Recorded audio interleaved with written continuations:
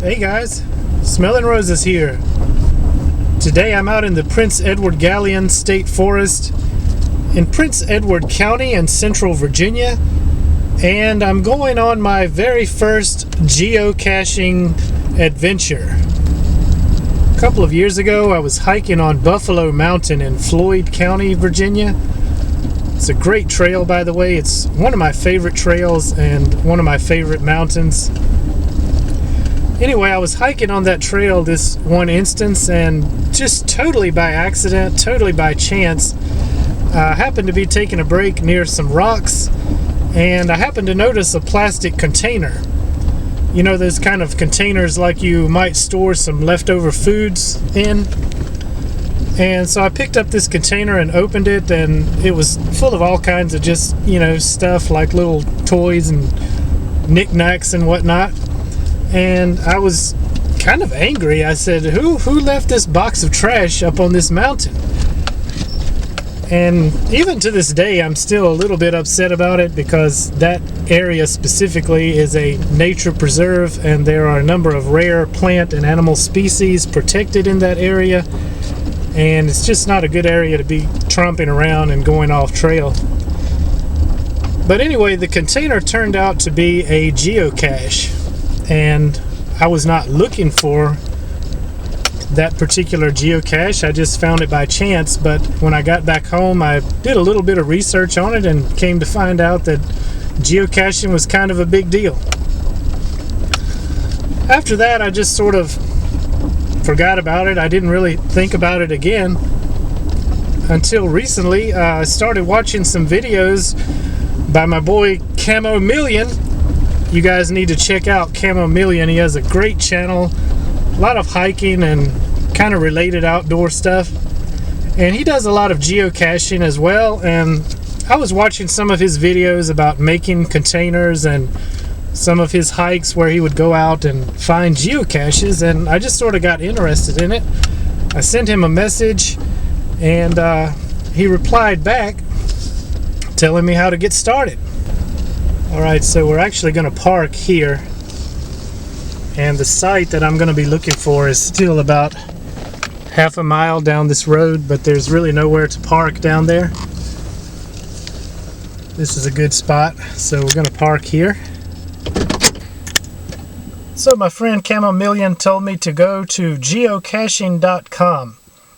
I went there and signed up for a free account, and they have a very nice interactive map where you can search for any geocaches that are hidden in the area where you are located, or in an area where you want to go search. So I looked up and found that this area where I am currently has more than a dozen hidden geocaches here.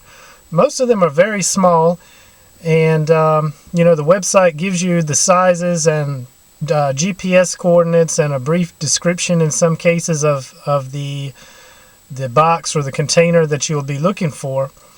And I do not use GPS. I've never used any electronic devices when I'm out in the field.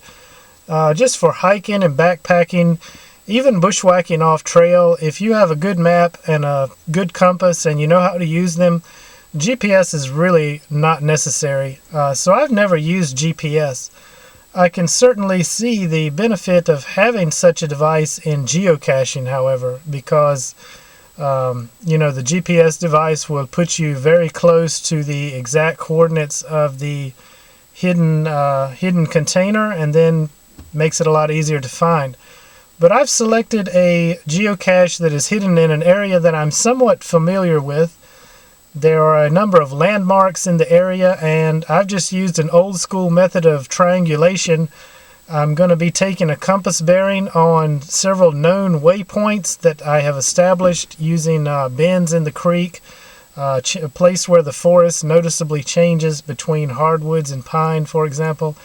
And I'm going to triangulate. I'm going to take several compass bearings and triangulate an area where I should narrow down my search for where this cache may be hidden. In addition, the box that I'm looking for is kind of on the website described as regular size. They described it as an ammo can. So while it probably is green or black, and you know, it would be camouflaged, probably hidden under some sticks or rocks or something like that, but it is a larger container, so I'm hoping that will also make it easier to find. But this is my first official attempt to actually go geocaching, so we'll see how it goes. I'm optimistic that we're going to find this thing, but you never know.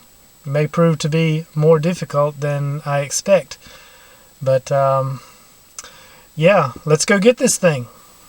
Well, it was totally unplanned, but I just thought about it. Hey, Camomeleon. I'm even wearing some camo today.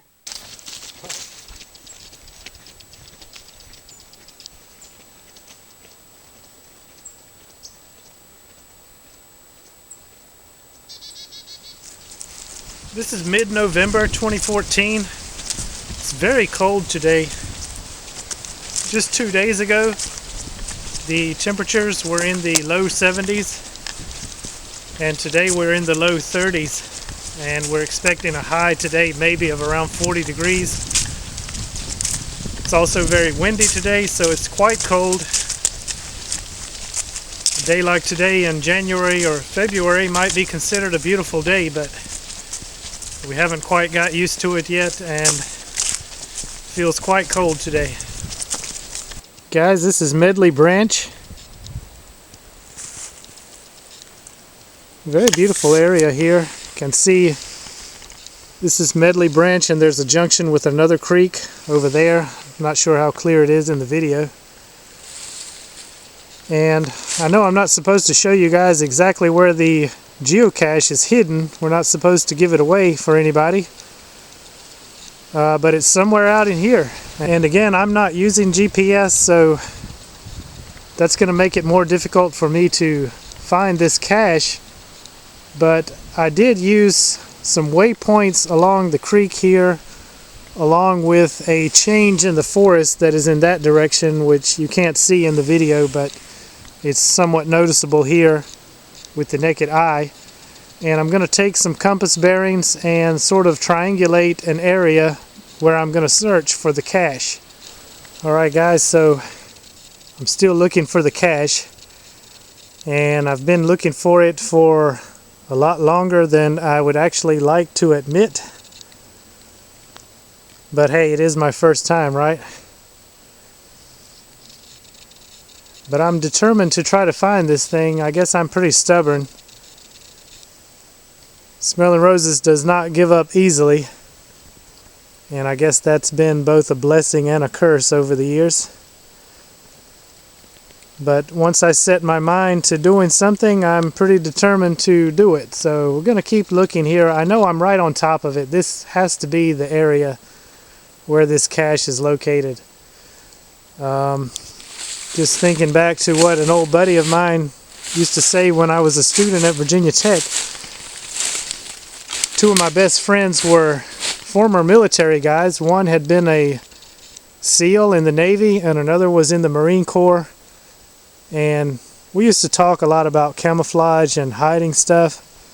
And I never forget one lesson that they told me is that when you are looking for something that you know is camouflaged, whether it's a cache of materials or equipment or perhaps a person or whatever the case may be, you don't want to look for that thing. You don't want to look for the person. You don't want to look for the equipment. You want to look for what is different. There has to be something here that looks different or looks out of place. And even if it's well camouflaged, if we pay close attention, we should be able to notice something that doesn't appear to be just quite right. I'm still looking, guys, and I'm sure I'm right on top of it, but I'm very confident in my process that I use to narrow down the search area. Check it out, guys. I'm so excited. This is what you call determination. You can see it's a pretty large box, old military surplus ammo can. I've moved it away from the location where it was hidden just so we don't give away the cache site, but I haven't opened it yet. just brought it over here, and we're going to open it up and see what's inside.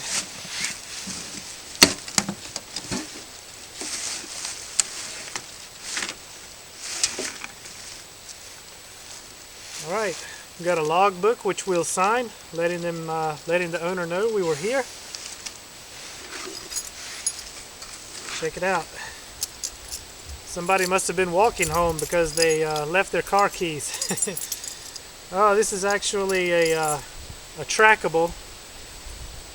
As I mentioned, I'm new to geocaching, but as I understand it, this is an item that you can take if you promise to move it to another cache site that is closer to the destination. And these trackables will travel around from cache to cache. Some other knickknacks in here. Small toys, bottle caps. Some of them have the team name of the owner of this cache. So when you're geocaching, you can take items from the cache if you leave an item of equal or greater value. You don't have to take or leave anything. You can also add something without taking anything if you like. I've got a couple of little small items I brought that I'm going to leave here in the cache, and I'm going to sign the logbook, and then we'll get it closed back up and get it back to its hiding spot. Okay guys, so I signed the logbook and I left a short note for the owner of this cache, and now I'm going to place it back in its hiding spot where I found it. Okay guys, that was certainly a lot of fun and certainly a very positive experience for my first geocaching adventure, but I guess only time will tell if I will continue to look for more geocaches. I want to give thanks again to my friend Camomeleon for kind of getting me excited about giving it a try and getting me started. Hope you guys enjoyed this video. Thanks so much for watching, and I'll see you on the trail.